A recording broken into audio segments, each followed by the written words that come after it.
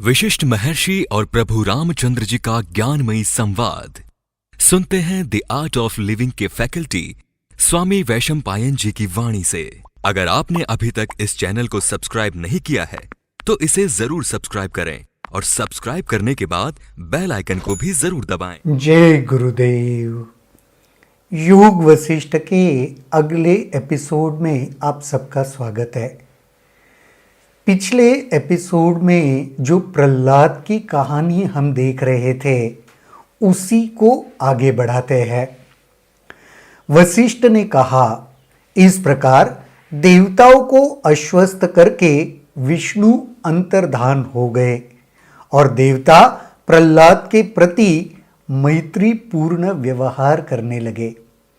विष्णु ने देवताओं को यह समझाया था कि अभी प्रहलाद मेरा भक्त बन चुका है, उसके भीतर वह आत्मबोध होने लगा है, हो चुका है। जैसे उसमें ज्ञान उद्दीपित हुआ है, ये बात समझ में आ गई। देवता भी उसके साथ मैत्री पूर्ण व्यवहार करने लगे। प्रतिदिन मनसा वाचा कर्मणा प्रहलाद विष्णु की पूजा करने लगे। इस पूजा का तात्कालिक परिणाम यह हुआ कि सभी श्रेष्ठ गुणों का प्रहलाद में विकास होने लगा। मनसा वाचा कर्मणा, जब भी हम कोई भी चीज करते हैं, यहां पे पूजा बताई है। मनसा का मतलब मन में भी वही चल रहा है, वाचा का मतलब बातों में भी उसी की बात हो रही है, कर्मणा का मतलब कर्म, जो भी कुछ कृति करते हैं, कार्य करते हैं, उसमें भी वही चीज चल रही है। जब मन में, वाचा में और कर्म में एक ही बात होने लगती है तो उस क्षेत्र में हमें सिद्धि मिलने लगती है। तो यहां पे वही कह रहे कि उस पूजा का तात्कालिक परिणाम यह हुआ कि प्रहलाद सभी गुणों में, श्रेष्ठ गुणों में विकसित होने लगा। उसका ज्ञान भी बढ़ने लगा और विरक्ति का भाव भी। इससे क्या फायदा हुआ? ज्ञान तो उसका बढ़ ही रहा था, लेकिन साथ साथ वह विरक्त भी रहने लगा, विरक्ति का भाव भी बढ़ने लगा। भगवान विष्णु जहां गए, जहां प्रहलाद पूजा करता था, भगवान विष्णु को अपने सम्मुख देखकर प्रहलाद उनसे प्रार्थना करने लगा। देखो, कोई भी पूजा पूर्णता से जब कुछ भी होता है ना, तो साक्षात ईश्वर भी वहां खुद होके चले जाते हैं।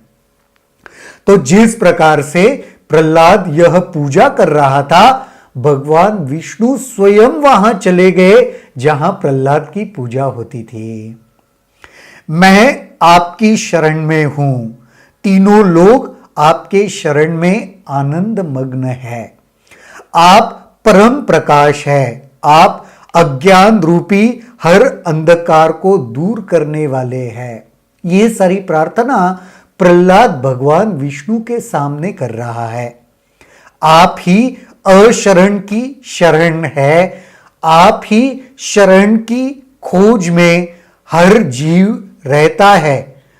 आपके शरण में कैसे पहुंचे, यह सोच में हर जीव रहता है, क्योंकि हर किसी को यह पता है कि अंतिम मोक्ष, अंतिम जगह, अंतिम जीवन का उद्देश्य तो आपके शरण में पहुंचना ही है और उसे पूर्ण सुरक्षा की प्राप्ति भी होती है।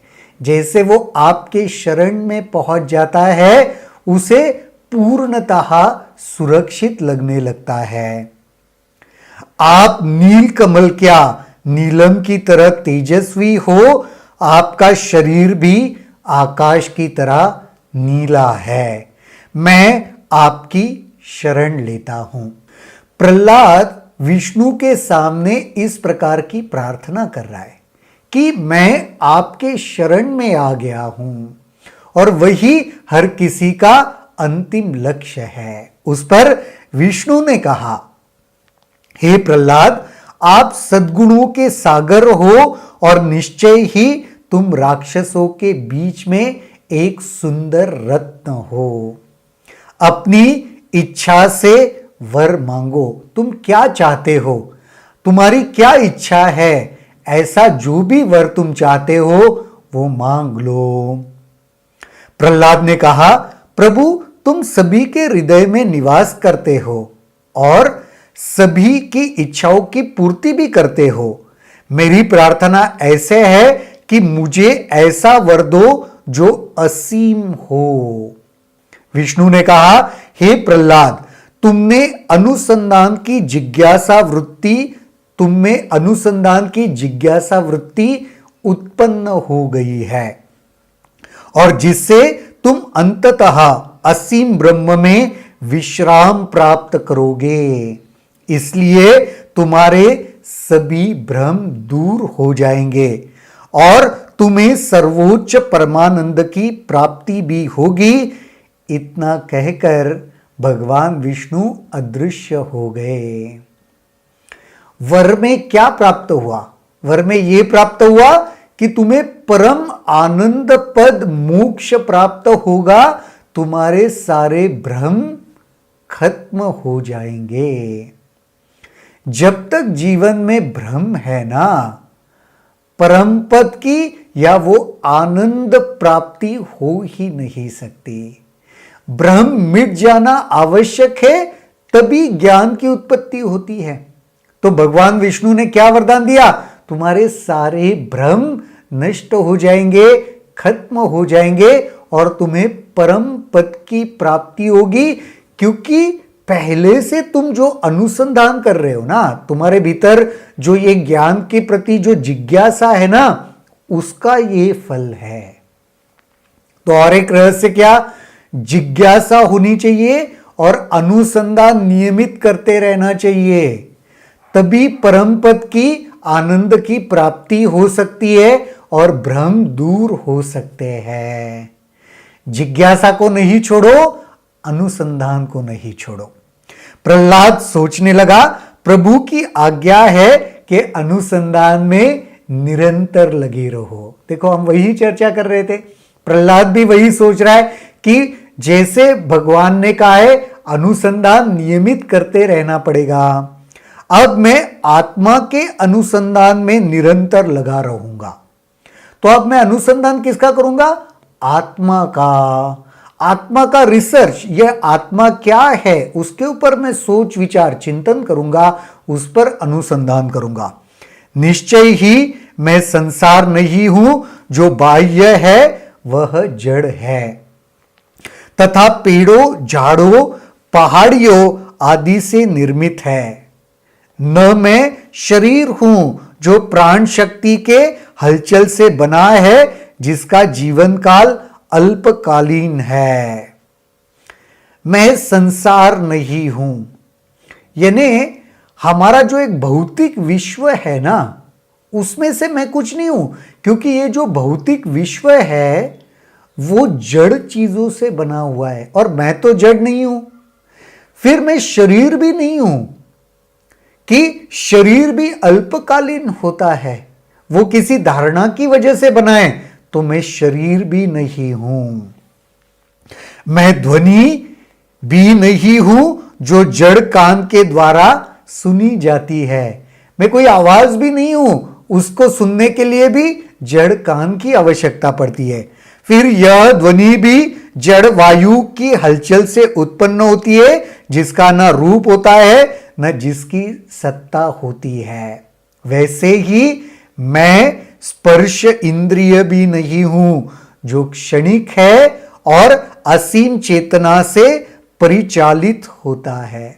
मैं इंद्रिया नहीं हूं। अगर ठीक से देखो तो यही कहा जा रहा है। मैं श्रवण इंद्रिय नहीं हूं, मैं वो ध्वनि नहीं हूं, कान नहीं हूं जिससे तुम सुन सकते हो। मैं स्पर्शेंद्रिय नहीं हूं जिससे तुम छूकर अनुभव कर सकते हो। ना मैं स्वाद की इंद्रिया हूं जिससे सदा अस्थिर और परिवर्तनशील जीवा पर आधारित है। स्वाद भी इस जीवा पर आधारित है, वो भी चंचल है, बदलती रहती है स्वाद। तो मैं वो भी नहीं हूं। मैं देखने का इंद्रिय भी नहीं हूं। मैं वो दृष्टि भी नहीं हूं जो क्षणिक है और दृष्टा की समझ की विकृति है। दृष्टि क्या है? यहां पे क्या है? दृष्टा के समझ की विकृति है। दृष्टा जिस तरीके से किसी चीज को, वस्तु को या जो भी आकार को देखता है अपने हिसाब से समझता है। तो हो सकता है दृष्टा अगर विकृत रूप से किसी चीज को दिखे तो उसको उस तरीके से दिखाई देगा। तो मैं दृष्टा की वह विकृत दृष्टि भी नहीं हूं, ना मैं सूंघने की इंद्रिया हूं जो नाक की काल्पनिक सृष्टि है। स्वाद, ये जो कुछ आते हैं, जो सुगंध आती है, वो नाक भी मैं नहीं हूं, क्योंकि वो भी बदलता रहता है। जिसका रूप अस्पष्ट है, मैं तो विचार के परे की शांति हूं। मैं विचार भी नहीं हूं, उसके परे की जो शांति है वो मैं हूं। तो अभी प्रहलाद आत्म तत्व पर अनुसंधान कर रहा है, विचार कर रहा है। समझ में आ रही बात? कि उसको ये अभी महसूस हो रहा है कि ये सृष्टि जो भौतिक जड़ चीजों से बनी है वो नहीं है। मैं ये शरीर भी नहीं हूं, ना मैं ये इंद्रिय हूं, ना मैं विचार हूं। तो मैं जो आत्म तत्व हूं, इन सबसे परे हूं। कितना सुंदर विचार, कितना सुंदर चिंतन प्रहलाद यहां पर कर रहा है। आज के एपिसोड में यहीं पर रुकते हैं। अगले एपिसोड में देखते हैं और प्रहलाद किन किन चीजों पर चिंतन कर रहे हैं। तब तक के लिए जय गुरुदेव। अगर आपके इस वीडियो को लेकर कुछ सवाल हैं तो कमेंट सेक्शन में जरूर लिखें, जिसके ऊपर हम आने वाले वीडियोस में चर्चा करेंगे।